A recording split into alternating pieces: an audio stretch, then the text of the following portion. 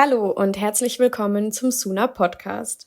Der Podcast, bei dem wir mit interessanten FilmemacherInnen über ihr Leben, ihre Arbeit und ihre Lieblingsfilme auf Suna sprechen.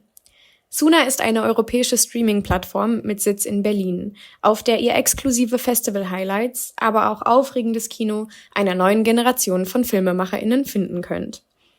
In der heutigen Folge spricht der Schauspieler Sebastian Usendowski mit Regisseurin Laetitia Masson über ihren neuen Film Summerfrost, der jetzt auf Suna läuft. Das Interview findet dieses Mal auf Französisch statt. Auf YouTube könnt ihr das Interview mit Untertiteln finden. Viel Spaß! Merci beaucoup. Bonjour Laetitia Masson, c'est un plaisir de vous avoir. Vous avez fait un très bel film un été, un hiver. Un hiver, un été, pardon. Première gaffe. Et la France plongée dans un froid glacial. Et c'est un peu un air de fin du monde qui règne dans le pays. Et puis qui sert un peu de catalyseur pour que 10 personnages se rencontrent. Et c'est un peu comme si des couples un peu improbables se font et défont. Et ma première question qui s'est posée à moi, est-ce que c'était d'abord le fait que c'est de ces rencontres ou de cet événement de l'extérieur climatique assez imposant, quel était le premier pas vers cette histoire? Le premier pas, c'était je voulais incarner l'ambiance dans laquelle on vit depuis assez longtemps, c'est-à-dire avec toujours une angoisse qui pèse sur notre avenir, disons. Alors, il y a l'angoisse climatique, c'est celle que j'ai traitée, mais peu de temps après, il y a eu l'angoisse du Covid, et maintenant, il y a l'angoisse, en tout cas en France, par exemple, une angoisse politique. Et donc, en fait, toutes ces angoisses générales qui sont tout le temps, vraiment au-dessus de nos têtes, je voulais voir ce que ça impliquait intimement pour chacun de nous. Et c'est-à-dire entre le politique et l'intime, comment ça se traduisait. Et donc c'est plutôt le politique, l'idée d'un avenir de l'humanité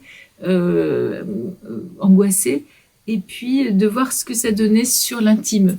Et donc de voir comment des gens pouvaient se rencontrer et le rôle, l'impact aussi de l'intime dans nos destins, plus que finalement la grande menace au-dessus de nous. Ouais. L'idée que l'humain pouvait aussi réenchanter la vie, alors que tout disait qu'elle allait vers la catastrophe.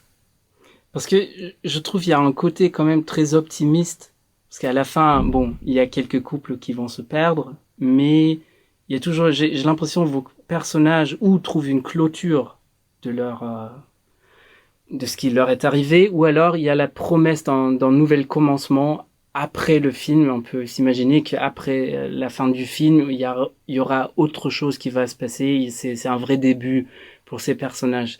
Donc, êtes-vous optimiste?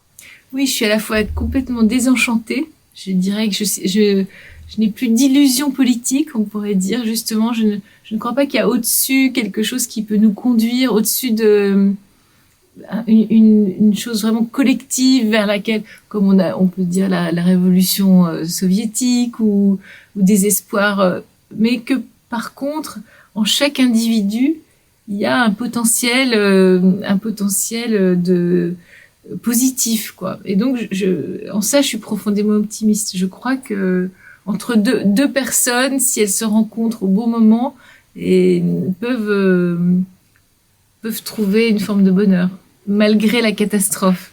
C'est intéressant parce que j'ai l'impression dans vos films que j'ai vus, c'est toujours question d'amour, une quête d'amour et de solitude, et souvent des personnages très seuls qui se retrouvent et sont un peu moins seuls ensemble. Et du coup, vous avez dit dans une autre interview que j'ai lu dans la Tageszeitung, il y a assez longtemps, et la retraduction en français serait quelque chose comme vous trouvez que l'amour est un bon angle ou une perspective à travers laquelle on peut regarder l'homme ou l'être humain dans son être social. Oui, c'est ça. C'est-à-dire que je pense que c'est le sentiment le plus positif, le plus incroyable, l'amour chez l'homme, alors que tout le conduit à la guerre, c'est-à-dire tout le conduit à la peur, au racisme, à mille choses complètement agressives envers l'autre. Et pourtant, il y a aussi ça dans l'être humain, c'est-à-dire qu'il espère l'amour. Et donc, j'ai décidé d'étudier cet angle-là qui est le plus positif dans mes films, quelle que soit la perspective en fait que je prends, j'arrive toujours à ce noyau dur qui serait l'amour. Donc partant de là, il y a deux questions qui se posent pour moi. Il y a d'abord les personnages qui s'aiment dans vos films, c'est surtout dans votre dernier film. J'ai l'impression que ce sont des gens qui sont déjà très seuls et un peu à l'écart de la société. Donc, si on peut regarder des gens à travers de leur amour dans le contexte de la société, je me demande, est-ce que vous avez une vue sur la société qu'on est tous un peu solitaires et que, comme une agglomération de petites particules solitaires qui se retrouvent par hasard et qui vivent un peu à côté de l'autre, ou est-ce que ce sont justement ces gens à l'écart précisément qui vous intéressent le plus ou dont vous vous sentez le plus proche? C'est sûr que je me sens le plus proche des gens à l'écart parce que je viens d'un milieu plutôt de gens à l'écart et donc j'ai toujours été fascinée par leur façon de s'en sortir alors qu'ils étaient à l'abandon, toujours pareil pour moi, à l'abandon politique, économique, etc., au bord parfois sans accès à la culture, évidemment pas beaucoup d'argent. Et néanmoins, ils réussissaient à se créer une histoire, une vie, à inventer quelque chose, plus parfois que je trouve la bourgeoisie ou qui est, elle, dans des effets miroirs, de se regarder, d'être tout le temps dans une ambition qui finalement les empêche à des moments d'être heureux, alors que je trouve que ces gens à l'abandon sont obligés de s'inventer puisqu'en fait ils n'ont pas de certitude qu'en achetant ceci ou cela ils pourront avoir l'air, apparaître, etc. Donc ils n'ont pas d'accès au pouvoir, donc ils sont obligés de trouver le bonheur hors du pouvoir, on pourrait dire. Donc c'est ça qui m'intéresse, c'est-à-dire le point quand même clé de mon regard, c'est quand même la question politique, c'est-à-dire comment justement puisqu'on est obligé de vivre ensemble, comment ça peut tout en étant extrêmement seul, comme vous dites, comment on peut trouver un angle commun et un chemin commun et plus juste quand même. C'est très intéressant parce que vous disiez dans un autre, aussi, je crois dans le même interview, qu'il y a un triptyque, l'argent, l'amour et le travail. Ouais. Et justement, j'avais l'impression, cet amour que vivent les gens, et il y a surtout un personnage qui m'a beaucoup touché, c'est celui de Benjamin Biolay. Ah oui. Parce qu'il paraît d'abord très macho, très dur. Il y a une forte relation une hiérarchie qui joue parce que lui c'est un homme très riche et il va croiser une femme qui fait un travail qui est un peu regardé de haut en bas. Et du coup, c'est vraiment comme s'il voulait s'acheter la proximité de cette femme qui lui propose de venir prendre un verre, une coupe de champagne, il lui offre une robe et tout. Et il y a un très fort côté violent dans cet amour, ou un échange, donc comme si l'amour était une occasion, c'est échange, et échange ça veut dire aussi pouvoir, argent. Ouais. Et du coup, j'avais l'impression, c'est juste après ça qu'il arrive à quelque chose de plus pur, et c'est juste là que commence vraiment l'amour. Et je me suis demandé si ce triptyque, argent, amour, travail, joue un si grand rôle. Est-ce que ce n'est pas après coup, parce que dans cette relation-là, c'était vraiment après, j'avais le sentiment, on est juste là, dans l'amour.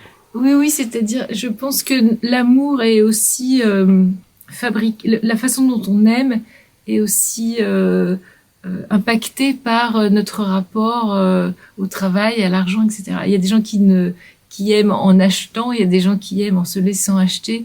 Enfin, c'est plein de...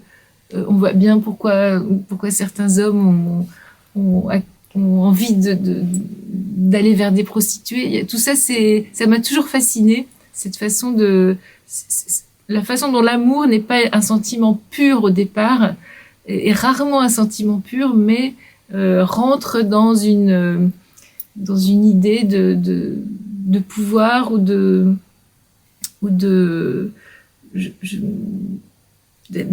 d'ambition c'est rarement la curiosité pour un autre être humain pour ce qu'il est, même s'il est fragile, s'il est perdu, s'il est donc en fait c'est à ce dépouillement-là, comme vous dites, qu'arrive le personnage de Benjamin et son personnage à elle aussi, qui est une éboueuse et qui elle n'a cherché que l'amour et se trompe à chaque fois d'homme.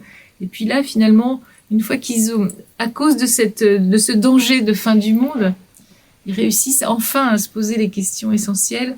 Et c'est ça j'ai toujours aimé les histoires comme ça où finalement on se retrouve seul sur une île. J'adore Robinson Crusoe. Les moments où il n'y a plus que l'essentiel, et donc qu'est-ce qu'on fait? Et du coup, la rencontre avec un autre être humain est dépouillée de toutes les ambitions un peu vicieuses, je sais pas comment dire. J'avais l'impression que dans La Repentie, il y a un mouvement similaire, parce que c'est d'abord par un rapport financier aussi, et donc qui exerce un certain pouvoir, l'homme sur la femme, et qui passe aussi à travers ça et ensuite se rencontrer nus, dépouillés de l'argent ou d'une hiérarchie. Je trouvais ça justement très touchant dans La Repentie et dans votre dernier film. C'est vrai qu'en fait, on arrive là, on est au 21e siècle, mais moi, j'ai lu beaucoup de romans du 19e, du début du 20e, où, à ce moment-là, les femmes étaient obligées de se marier, on se mariait pour avoir un mari, ça voulait dire avoir un moyen de vivre. En fait, elles étaient complètement dépendantes de leur... Et maintenant, on a une époque où c'est pas pour ça qu'on s'aime. Normalement, enfin, les femmes peuvent être indépendantes et donc peuvent choisir un homme pour toute autre chose. Et là, du coup, la vraie question se pose. En fait, c'est plus... Si on dépouille le rapport homme-femme ou le rapport amoureux, disons, de la question de l'argent, on arrive à une chose plus complexe, plus essentielle, et du coup, ce qui est intéressant, ce qui est pas plus simple, mais qui m'intéresse, ouais. La peinture joue un rôle clé dans Un hiver, un été, et justement ce que André Masson a apparemment appelé la chapelle Sixtine de l'impressionnisme, donc les nymphéas de Monet. Quel est votre rapport? Quand est-ce que vous avez découvert cette peinture? Alors moi, je voulais être peintre avant d'être cinéaste, et donc j'ai toujours... mes parents m'emmenaient beaucoup au musée, enfin ça a toujours... Mais il y a la peinture, il y a la musique. En fait, ce que je voulais montrer dans le film, c'était qu'il y avait une transcendance possible du réel. En fait, que pour moi, l'amour, c'est une forme de transcendance. L'art, c'est une forme de transcendance, c'est-à-dire, c'est une façon de regarder le monde ou un autre avec des yeux qui le magnifient d'une certaine façon. Parce qu'en fait, on a filmé à Giverny à la fin, vraiment l'étang qu'avait peint Monet, donc le vrai étang qui est beau, les nénuphars. Là, il y avait du soleil, c'est les plans de la fin où on voit Élodie Bouchez partir dans sa robe rouge. Mais néanmoins, c'est beaucoup moins puissant que quand c'est vu et retranscrit par Monet en peinture, où là, on arrive, comme dit André Masson, à quelque chose de presque divin. Enfin, il y a quelque chose de... Et donc, j'ai toujours pensé que l'art... je suis pas du tout, justement, je ne crois en rien. Je crois que en l'homme et en sa capacité à un moment à quand même à, à, à sortir de l'emprise du réel pour en faire quelque chose de beaucoup plus commun, justement, et existentiel. Enfin, voilà, c'est ça. C'était ça que je voulais dire dans le film. Il y a un personnage qui ne peut communiquer qu'en peignant les gens, et elle réussit. Le personnage de Clémence Poésy. De Clémence Poésy, voilà, qui à un moment est face à un réel, à un autre personnage, lui très perdu, assez violent, etc. Et qui lui ne supporte pas l'idée que justement il y aurait autre chose que le réel dans possible, quoi. Et donc il détruit à un moment il détruit la peinture pour. Il y avait un moment que je trouvais assez touchant aussi.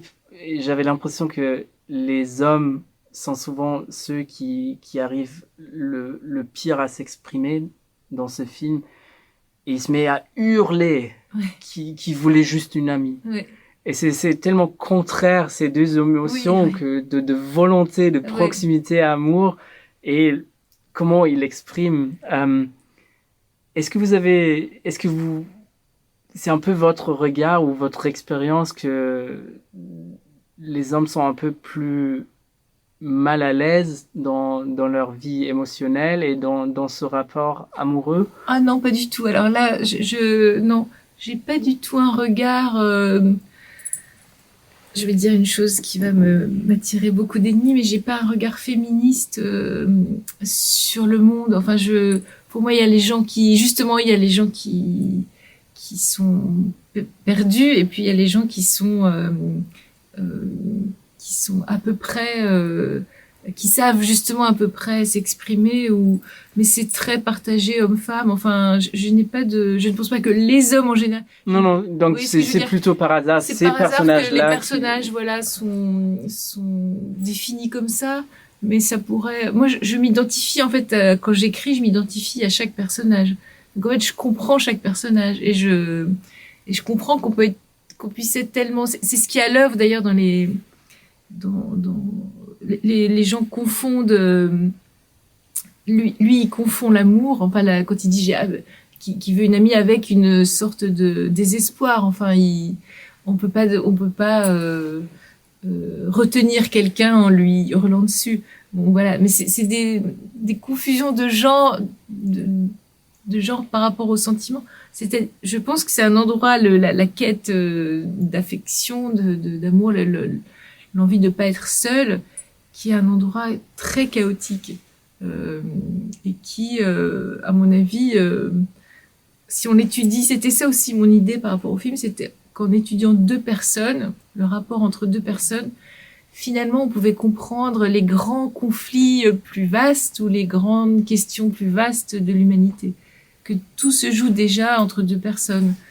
L'amour, la guerre, la concurrence, je pense que ce qu'on vit à l'échelle élargie. C'est comme le petit, comment c'est la cellule, la famille et la cellule politique, ou la première, Exactement. Et justement, l'écriture, vous parliez de l'écriture, et moi je me demandais, il y a une image que je trouve très forte et qui est très poétique. Il y a le cygne mort dans les bras d'Élodie Bouchet. Et est-ce que quand vous commencez à écrire, est-ce que vous partez sur une image comme celle-là, ou est-ce que c'est plutôt un personnage, un trait de caractère, un rapport entre deux êtres humains qui vous intéresse et fait démarrer, ou ça change tout le temps? J'arrive pas très bien à savoir, en fait. J'ai l'impression que tout est dans ma tête. Tout est un peu flou. Et puis à un moment, quand je vois l'histoire que je veux raconter, ça se met en place au fur et à mesure que j'écris. Mais ça se met en place souvent de façon un peu symbolique, mais ça vient, c'est ma façon de voir les choses en fait. C'est pas du tout théorique, bizarrement. Je n'ai pas de, c'est pas intellectuel. C'est qu'à un moment je vois ça, je vois le signe et je vois. Après c'est nourri de mille choses justement que j'ai vues, que j'ai lues, que j'ai ressenties. Euh, j'ai beaucoup d'images, par exemple, d'animaux qui traversent des films. Par exemple, j'adore dans Collatéral de Michael Mann, je sais pas si vous vous souvenez, ils sont dans le taxi et tout ça, à un moment, ils croisent dans Los Angeles une sorte de coyote perdu dans la ville. C'est très peu, c'est dans il est pris dans les phares du taxi et puis il s'en va. Et pour moi, ce coyote symbolise le personnage de Tom Cruise qui joue un tueur, etc. On sait pas trop ce que ça veut dire. On peut projeter mille choses. J'adore en fait ça. Et donc j'ai pas pensé, je vais faire la même chose. Mais je pense que c'est en moi parce que c'est des images très fortes pour moi qui restent gravées quand je vois certains films, ou que il y a des choses comme ça aussi dans les romans de Russell Banks, par exemple, où je peux dire que je suis assez influencée souvent par un roman de Russell Banks qui s'appelle Trailer Park. Je sais pas si vous avez lu. Je l'ai pas lu, mais je connais du. C'est vraiment super. C'est plein de personnages qui habitent tous dans un camping de mobile home comme ça, et donc ils finissent par s'impacter les uns les autres, mais c'est beaucoup de solitude, beaucoup d'abandon aussi. Et donc je ne dis pas, c'est pas clairement ça, mais il y a forcément quelque chose de ça dans ma façon de penser. Je suis c'est pour ça que je dis l'art, la peinture ou la littérature ou la musique, c'est très, c'est vraiment comme une religion pour moi. Enfin, je sais pas comment dire, mais vous voyez, c'est très, ça me transporte. Et donc, quand je crée moi-même, c'est nourri de tout ça. Ça se transporte parce que il y a et la peinture qui joue un très grand rôle, et aussi la musique. Donc il y a une chanson entière qui est chantée au milieu. Je crois c'est à peu près le milieu du film. Et la bande sonore aussi, c'est comme une playlist ou un mixtape. Donc apparemment, on voit et on entend que ça prend un grand rôle dans votre écriture cinématographique. Et si je peux dire ça, je sais pas. Du coup, je me demandais à quel point la musique. Est-ce que vous avez déjà des morceaux en tête quand vous démarrez? Oui. Ou est-ce que c'est après coup Non, en fait, là, c'était vraiment comme c'est un film qu'on a fait avec très très peu d'argent. Il fallait savoir avant. Toutes ces musiques, je les avais à l'écriture, parce que c'est pareil, elles sont dans ma playlist à moi, enfin dans mon. Et à un moment, je marche dans la rue, j'écoute de la musique et tout ça. Je suis en train de travailler peut-être au scénario. Et vraiment, je me dis mais c'est ça c'est vraiment pour ce moment-là. Ça c'est. Et donc il fallait absolument savoir si on pouvait avoir les droits, si c'était dans nos prix. Et donc la productrice a été super, elle a vraiment réussi à avoir les droits, parce qu'il y a des morceaux. Alors après je me sens assez seule parce que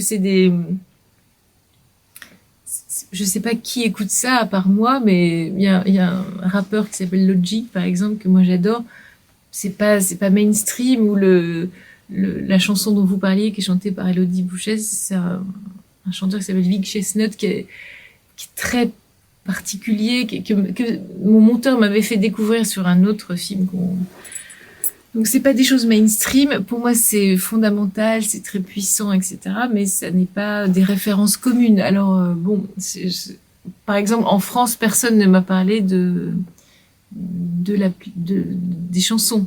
Ça n'a vraiment personne. Ah oui, je trouve ça très. Ça m'est même dans d'autres films, dans Aurore par exemple, la série, ça m'est arrivé plusieurs fois de sortir mon portable et mettre Shazam pour savoir ce que c'est. Et justement, Vic Chestnut, c'est quelqu'un que j'ai découvert quand j'avais, je sais pas, 20 ans. Ah oui. Et c'était aussi par rapport au cinéma, je crois. C'était Moi, j'ai tourné avec quelqu'un et lui, il a écouté, mais sinon, oui. il y avait, par exemple, dans Trouble Every Day, Ouais. je trouve que c'est une genre de musique Oui, oui, bien qui, sûr, ouais. qui est similaire. C'est un peu, pour moi, c'est un peu les Ouais, points ouais. repères. Euh, Ce qui m'intéresse aussi, parce que vous venez de citer Michael Mann, est-ce que Ouais. vous avez des points de repère? Parce que ce n'est absolument pas le cinéma qui ressemble Ou au bien, ouais, vôtre, ouais, mais quand même, ça, vous avez cité ce moment précis avec le ouais. coyote. Euh, En fait, euh,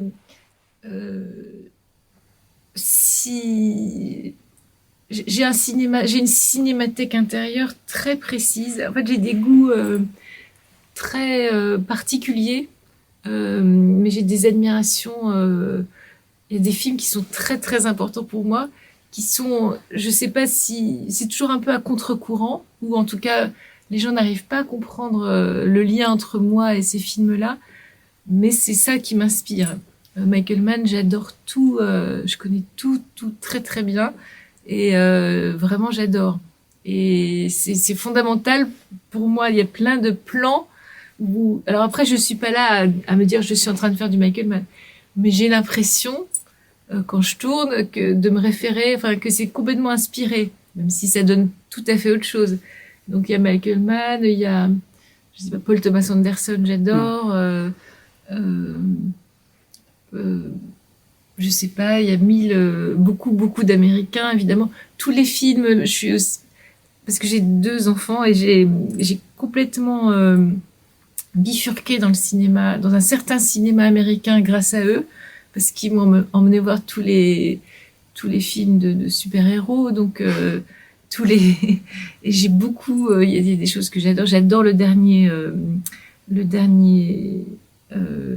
Batman par exemple. Bon, évidemment j'adore Christopher Nolan, enfin donc il y a des choses je suis un de mes films préférés, c'est Interstellar. Ça se voit pas dans ce que je fais, mais par exemple le personnage de Benjamin Biolay dans ce film-là, il est forcément, il va aller sur Mars, etc. Oui, c'est un Il y a peu. quelque chose qui transparaît de ça. Donc c'est très, mais après c'est tellement personnel, c'est tellement pas dans le, et c'est tellement pas à la mode, c'est tellement pas la culture qui est à la mode en ce moment en tout cas, que ça a du mal à trouver forcément un écho, parce que c'est pas, c'est ni, c'est ni c'est pareil, c'est pas si féministe, c'est très féministe parce que je suis moi-même l'incarnation d'une femme libre, si vous voulez, mais je le mets en œuvre dans ma façon de vivre complètement indépendante et de faire des films complètement à ma façon. Disons, ça c'est un acte pour moi de féminisme, mais je n'ai pas un discours féministe comme il est aujourd'hui. Euh, incarné au cinéma par des jeunes filles plus jeunes, par exemple. Donc je me sens vraiment comme un cow-boy solitaire. Ce que vous dites, c'est un peu à contre-courant. Vous dites cow-boy. Donc du coup, des vagues ou ça vous intéresse pas trop, des J'aurais, manifestos ou des groupes. Parce que vous avez quand même travaillé en groupe sur certains projets pour la télévision. Donc, il y avait aussi Petzold qui avait fait partie, je ah crois. non, alors en Mais fait là, c'est autre chose, et non? ça en fait on l'a pas fait. Ça aurait Ah, dû être fait et ça s'est pas fait. C'est un ah, problème. c'est dommage. C'est oui, c'était marqué, c'est toujours marqué sur Wikipédia, mais ça ne s'est pas fait du tout. Non, Ah, c'est dommage. j'ai jamais, non, parce que je suis d'une génération qui était très individualiste, qui, disons, j'ai commencé un peu en même temps que Desplechin ou chacun était dans son coin. C'était pas du tout une nouvelle vague, on pourrait dire. Aujourd'hui, j'ai l'impression que les cinéastes sont plus ont plus des liens, travaillent vraiment plus ensemble. Mais moi, je suis de la génération pile qui était individualiste. Alors, j'étais très bons amis. Je suis très amie avec Cédric Kahn, par exemple, mais c'est une vraie amitié qui est au-delà du cinéma et il a joué dans mon film. Après, j'ai joué dans le sien. Voilà, c'est des échanges comme ça, mais il y a qu'avec lui en fait. Et sinon, non, c'est pour ça que je me sens solitaire. C'est pas que je serais contre une vague, mais personne ne semble être de ma vague, enfin de mon eau, de ma mère, je sais pas. Donc c'est. Mais après, dans les romans que je lis ou qui me plaisent, je suis pas très très fan de Conrad. Les personnages sont très seuls, et donc c'est pour ça que c'est pareil. Je suis dans un féminisme très particulier parce que je me projette beaucoup dans les personnages d'hommes, alors que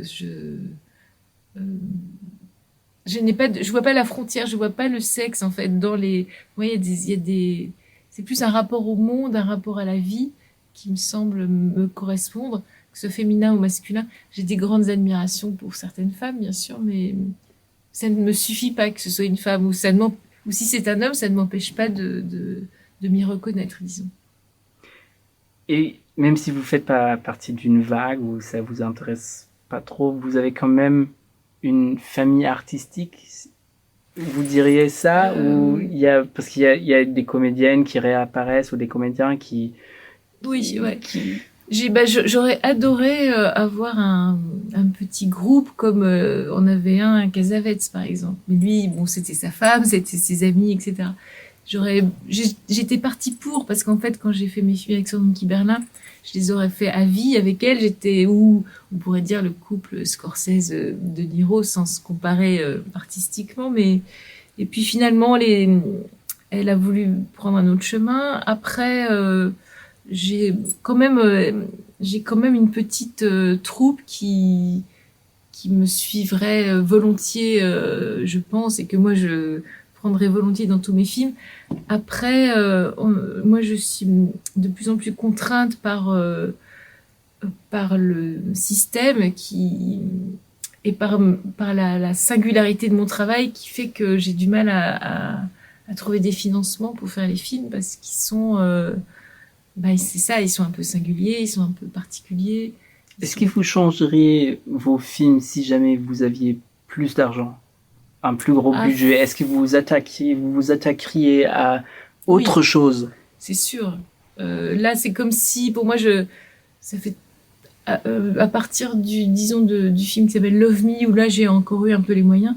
Depuis, c'est comme si je faisais du dessin ou du croquis. Vous voyez ce que je veux dire par rapport à un grand tableau. J'ai absolument pas les moyens de mettre vraiment des couleurs et j'ai plein d'idées pour faire toute autre chose. Mais j'en ai pas les moyens. Donc par contre, j'ai pas de frustration. L'important pour moi, c'est de pouvoir mettre en forme mes sensations, leur donner une forme et voir si ça peut je sais pas, inspirer d'autres gens. En fait, moi, j'ai tellement été inspirée par le travail de plein d'artistes que j'espère un jour sauver ou inspirer 2-3 moments de la vie des autres. Mais donc ça se fait sur un bout de papier. Même Picasso, on voit, je sais pas, on voit un petit dessin sur une nappe et on est transcendé. Donc c'est pas forcément Guernica à chaque fois, disons. Heureusement pour le monde aussi. Oui, c'est pas bien sûr. La source d'inspiration. Bien sûr. Je vous remercie pour cette interview. Je crois, je pourrais passer encore plus de temps à vous écouter et vous poser des questions, mais je crois que ça va suffire. Ça vous semble bien, ouais. Okay. Et merci beaucoup pour votre film et merci beaucoup pour être venu et parler avec nous. Merci à vous. Und das war's auch schon. Summerfrost gibt es auf Suna zu sehen, genauso wie eine große Auswahl anderer Filme, die wir mit viel Sorgfalt für euch zusammengestellt haben. Suna gibt es im Android- und iOS App Store, auf eurem Smart TV, Apple TV, im Webbrowser und als Channel bei Amazon Prime. Wenn euch diese Folge gefallen hat, dann abonniert doch unseren Podcast und empfiehlt ihn euren FreundInnen. Wenn euch Suna gefällt, dann empfehlt auch gerne unseren Streamingdienst weiter. Bis zum nächsten Mal.